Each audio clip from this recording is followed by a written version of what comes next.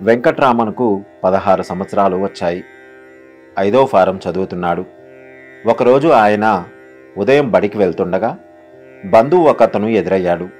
ఆయన్ని వెంకట్రామన్ ఎక్కడి నుండి వస్తున్నారు అని పలకరించాడు. ఆయన అరుణాచలం నుండి అని బదులు చెప్పాడు.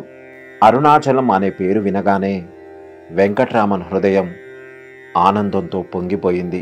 అతనిలోకి ఒక సమ్మోహన శక్తి ప్రసరించినట్లు అయ్యింది. ఏమిటి, అరుణాచలమా? అది ఎక్కడ ఉంది అని అడిగాడు. ఏమిరా, తిరువన్నామలై పేరు వినలేదా? అదే అరుణాచలం అని చెప్పాడు. అరుణాచలం నామం విన్న వెంటనే తనకు ఎందుకు ఇంతటి ఆవేశం కలిగిందో వెంకట్రామన్కు అర్థం కాలేదు.